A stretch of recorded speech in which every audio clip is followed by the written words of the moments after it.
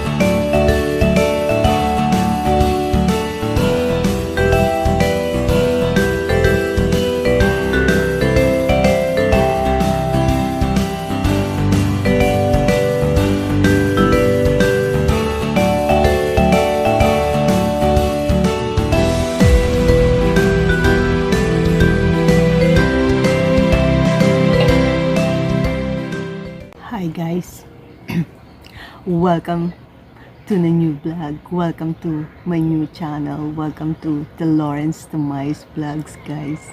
So today's vlogs, guys, watch this. So ayun nga, guys, it's morning, it's Saturday, at nandito tayo sa aking bahay dito sa Bermuda. At I'm so happy this morning kasi nakausap ko yung family ko. Nakakatawa sila lahat.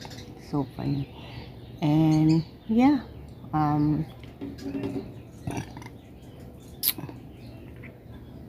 enjoy ko ngayon umaga. Ayun, may bird. Ayun, may ibon. Diba, guys? Nakakatuwa talaga kasi ang ganda ng morning. Maganda gising ko. Masaya. Kahit na may nightmare ako kagabi. Grabe, nakakatakot yung panaginip ko kagabi. Multo. Katabi ko daw si Pao. Sabi niya, "Ti, ayan na, gumalaw na." Nawala. Tapos, ayan na, Ti, nasa tabi mo na. Ayokong tumingin, sabi ko, pero binulabog pa rin ako ng multo. Takot ako. Pero okay lang. Panaginip lang naman. Ang sarap panoorin ng mga ibon, guys. Grabe. Pakita ko sa inyo.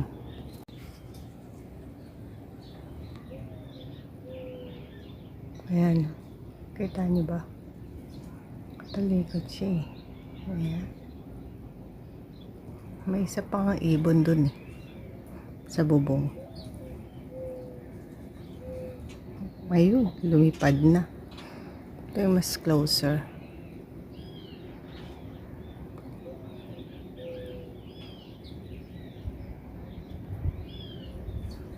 Diba? Lesson in life, guys. Masarap mabuhay ng yung pamilya mo mahal ka. At masarap mabuhay ng may purpose ka sa buhay. Alam mo yun, yung may reason bakit mo ginagawa everyday na gumising, bumangon, pumunta ng work. At masarap din yung nagbibigay ka ng blessing sa mga tao sa paligid mo, sa friend mo, sa family mo. Yun lang, guys. Maswerte tayo ngayong panahon na to na marami ka nang mapupulot na magandang ugali o magandang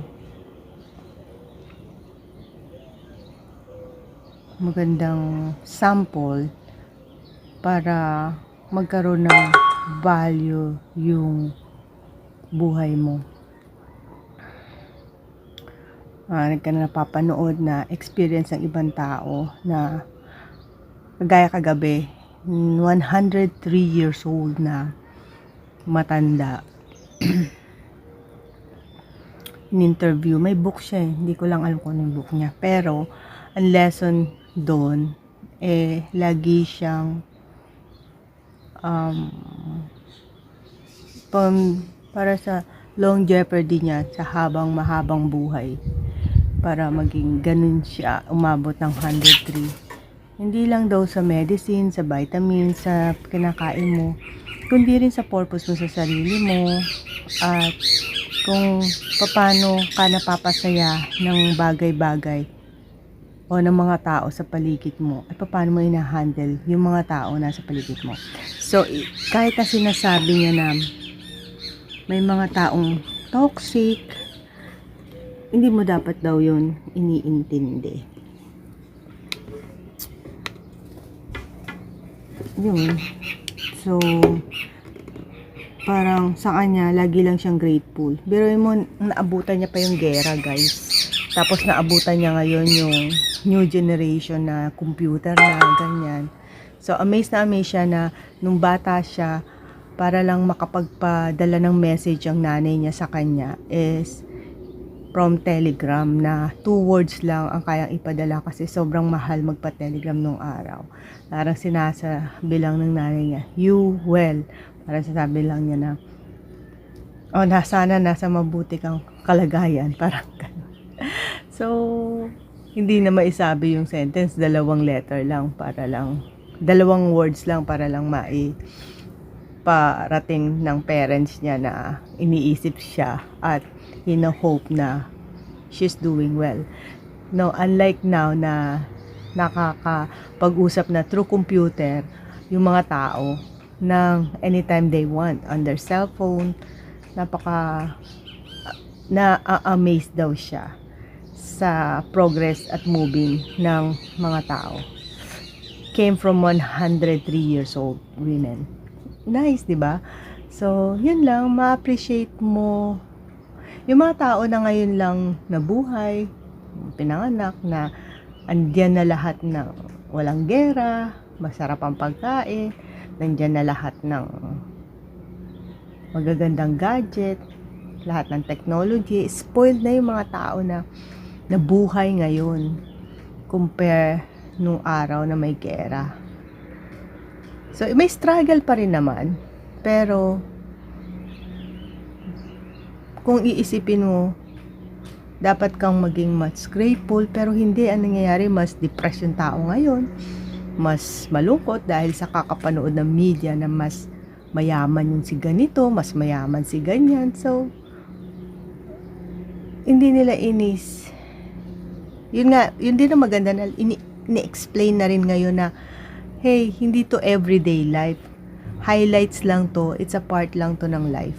So yung mga nakikita nyo sa Facebook, nakikita nyo sa Instagram, nakikita nyo sa mga YouTube, huwag nyo kainggitan kasi highlights lang yun ng life nila. Hindi yun ang everyday life nila.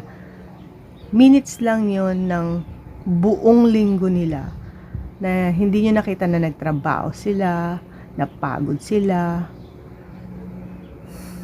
Pinakita lang nila yung day off nila. Like me, yung day off ko lang pinakita ko sa inyo kasi very anong tawag, hindi maganda na ipakita ko yung trabaho ko dahil private na tao yung mga nililinisan ko ng bahay. So para ipakita ko sa inyo guys, non-etiquette naman yun, bahay nila yung privacy nila yun. So itong pinapakita ko sa inyo, choice ko to kasi buhay ko to. Ito yung gusto ko ipakita sa inyo. Pero hindi ibig sabihin, ganito ako everyday. Mostly, yeah. But, nagtatrabaho din ako. Nagpapakahirap din ako. Para mabili ko yung mga bagay na nakikita ninyo. Gaya ng mga bag, sapatos. Pinaghirapan ko yun. Pinagtrabahuan ko yun. So, pare-parehas lang tayo. Hindi naman ako nagbabrag. Pero sa akin kasi, memory to ng buhay ko na gusto kong i-look back one day na ay, hindi lang pala ako napagod. Meron din pala akong maraming masayang bagay na ginawa sa buhay ko. Hindi lang ako nagtrabaho ng 20 almost years. Alam mo yun? So ngayon, sa 18 years na ako nagtatrabaho dito sa Bermuda, plus yung pinagtrabaho pa ako sa Pilipinas simula nung 17 years old ako. So meron na akong at least 37 years. Yeah? Tama ba? Alam, 27 years na ako nagtatrabaho sa tanang buhay ko. Hindi ko alam ang math. Kamote talaga sa math. So anyway, basta ganun. So, 17 years ako nagtrabaho. 47 ako ngayon. So, my God. 30 years na pala ako nagtatrabaho sa buhay ko. Sa tanang buhay ko. Plus, hindi pa yun. Kahit nung bata pa ako, nakikisama ako sa ninang ko. Nagtatrabaho din ako doon. Naglilinis ako ng bahay niya. Nagbabantay ako ng tindahan, namamalansya ako ng damit niya, nagtutupi ako ng mga damit nila, naglalaba ako. So, since I know myself, nagkaisip ako, kumakayod na ako para magkaroon ako ng libreng edukasyon. Napaaral ako ng ibang tao, napakain ako ng ibang tao, napadamit ako ng ibang tao. So, buong buhay ko, guys, nagtatrabaho ako. So, mukha lang hindi dito sa vlog ko dahil day off ako. Off talaga ako, wala akong trabaho. Pero, guys, naghihirap ako para makuha ko yung mga bagay na gusto ko. At pinagtrabahuan ko talaga siya. Maraming angel ako sa paligid ko na tumutulong sa akin, nagbibigay. I'm so grateful. Really grateful. Kasi marami naman akong kliyente na nagbibigay ng mga damit, accessories, bag, sapatos, you name it. Pati sa pamilya ko na isi-share ko yan. Mga second hand na damit, second hand damit pambata, laruan. Dinisend ko lahat yan sa Pilipinas. So, blessed ako doon. Thankful ako doon. Marunong ang Diyos. Ang galing niya para lahat magkaroon ng blessing. For example na lang guys, yung kapatid ko, nag-declutter siya ng mga gamit. Tinanong ko sa kanya, anong ginawa mo dun sa mga gamit na hindi kinaliitan na ng mga anak mo? Wala naman na tayong kamag-anak na mas maliit or wala ka naman na mabigyan. Sabi niya, inata-atado ko yan, sinupot-supot ko yan at binigay ko sa mga estudyante ko na mas mahirap talaga, yung talagang nangangailangan. Doon ko binigay sa kanila. 'Di ba? From the clothes na galing dito, na isinend ko sa kapatid ko, na nakinabang na yung mga pamangkin ko, may iba pang nakinabang na mas nangangailangan pa. So, it paid forward. Gumawa ka ng mabuti. Somebody's nice to me. Ipinorward ko. Kapatid ko, pinorward niya. And in return, sometimes yung kapatid ko, sinisenda ng mga pagkain, ng mga magulang, na hindi naman niya inas, natuwa lang sa kanya kasi mabait siya. So, alam mo yun, yung circle of giving and take, totoo yun guys, totoo. Minsan nga nasa road ako, papasok ako. Kahit bike lang yung dala ko. Pag nakita ko naman na maaga pa ako, tapos yung kotse full of student, alam mo na nagmamadali yung parents na ihatid yung anak nila, at sila ay pupunta pa ng trabaho, pero kailangan lang maghatid ng anak. Nakikita ko naman na pull yung car, humihinto ako to give them way na mauna na sila kasi hindi naman ako nagmamadali, maaga pa naman ako. So from there, sinusundan ko sila, nakikita ko sila sa intersection din, humihinto sila para mag-give way dun sa gustong lumabas kasi minsan di ba traffic, gusto din lumabas. So nakikita ko right away yung paid forward nung pinagbigyan ko na nagbigay din ng daan. Ano niya yun? So, yun lang na masaya. Doon naman sa mga tao na tumulong sa akin na hindi ko sila mabayaran ng utang na loob right away. I always pray for them na magaang ang buhay sana nila. At kung hindi man ako yung makapagbigay sa kanila ng tulong dahil natulungan nila ako, I'm hoping na somebody's na gawa ng paraan ng Diyos na yung somebody na yun naman, na new people, ang tumulong sa kanila.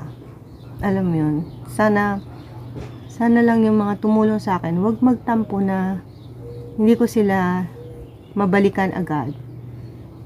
Dahil alam ko na hindi man ako yun, may ibang blessing na manggagaling. Kasi mabuti silang tao dahil natulungan nila ako. So, may tutulong din sa kanila in some way. Some way. Alam mo yun. Yun lang guys. So, share ko lang na pag tumulong ka, may tutulong sa'yo. At kung di man makabalik sa'yo na same person, may ibang tao na magbabalik sa'yo naman. Kagaya na dati, nung mga siguro 17, 18, may friend ako na nabuntis, wala siyang pambayad ng kuryente, tumakbo sa akin. Yung sing-sing ko, binigay ko sa kanya, pangbayad ng kuryente niya. Sabi ko, 1 lamo at ibayad mo ng kuryente mo. Pag nagkaluwag ka, bayaran mo ko. Hindi niya na ako nabayaran. Siguro, sa sobrang tagal na, parang hindi na rin niya naisip na bayaran ako, ibalik sa akin yun. Hindi na rin naman ako naningil. Pero alam mo, from there, marami akong blessing na natanggap. Marami akong taong nalapitan na tinulungan ako na hindi naman nanghingi ng kapalit. So may mga tao naman na tinulungan ako, humingi ng tulong sa akin, wala akong maibigay. So iniisip ko na lang at nagdadasal ko na lang na sana sa susunod na taong lalapitan nila, hindi man ako yun, eh maibigay na yung tulong na kailangan nila. Yun lang guys, share ko lang kasi hindi naman laging masagana.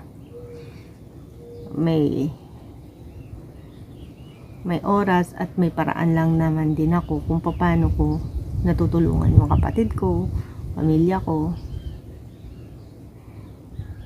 Hindi pa rin ganun kagaang, pero hindi naman ganun na kabigat. Para bang malayo na pero malayo pa. So, yun lang guys. Share ko lang sa inyo. Sana kayo rin maging blessing ng ibang tao. At alam ko na pag kayo rin nangailangan, may blessing din na darating sa inyo. So, yun lang guys. Happy day off!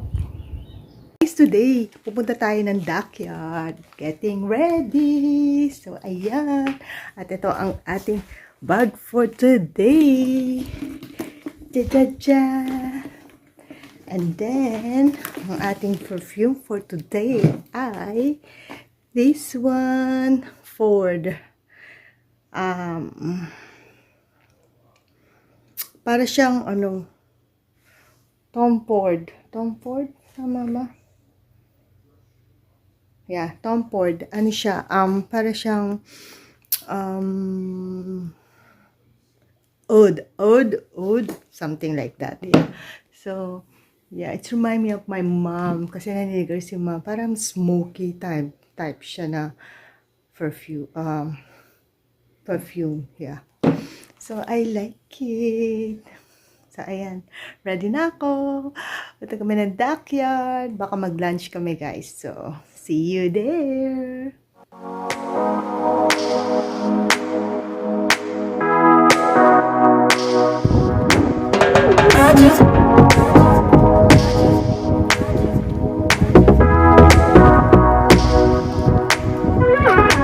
Everybody staring for days. All they see is just a young, pretty face. But I'm trying to get to know you much better. Don't matter how much time it would take, but there's something you're trying to hide. There's something you're keeping inside. But I'm trying to get to know you much better. I'm gonna order the beef stir fry.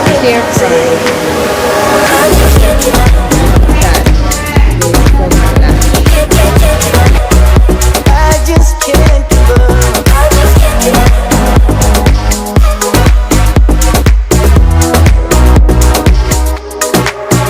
I just can't give up, can't give up, can't give up.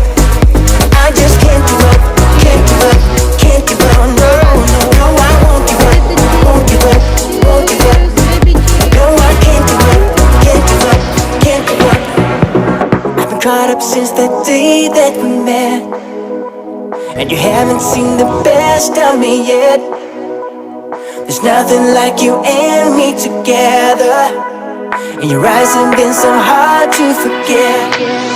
But there's something you're trying to hide. There's something you're keeping inside. But I'm trying to get to know you much better. It don't matter how much time it takes.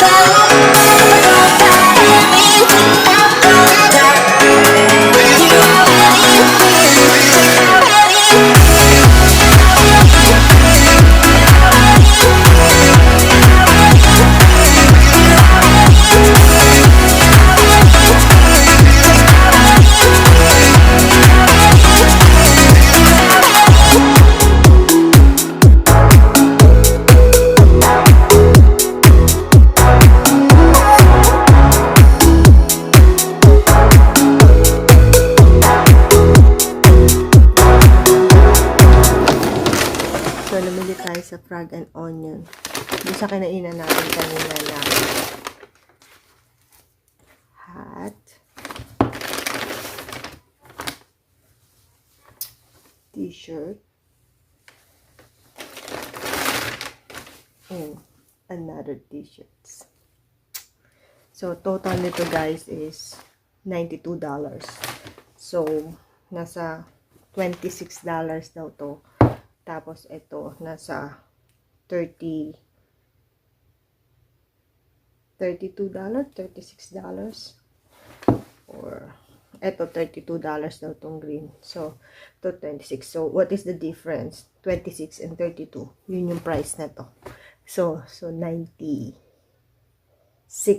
ang total natin. So, yun lang guys. Share ko lang sa inyo. Maganda yung hat.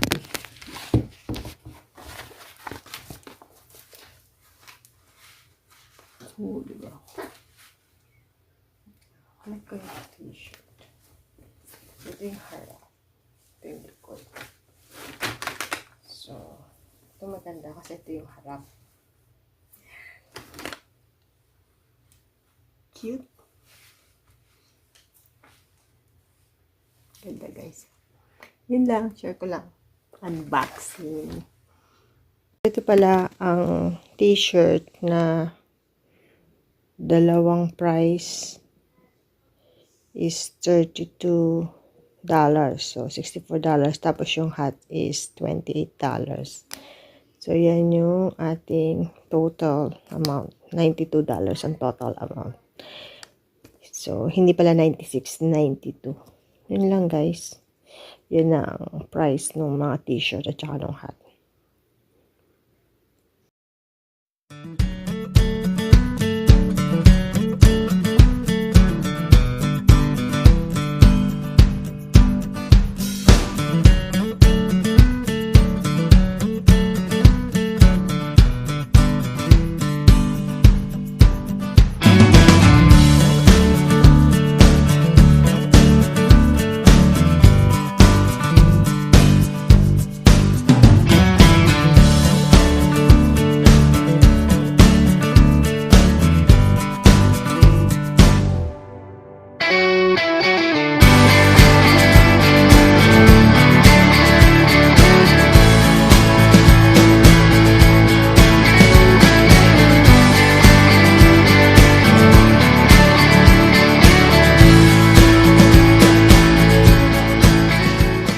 Sorry.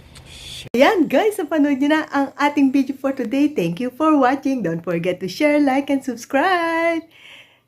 See you sa next video guys. Bye! Love you! Mwah!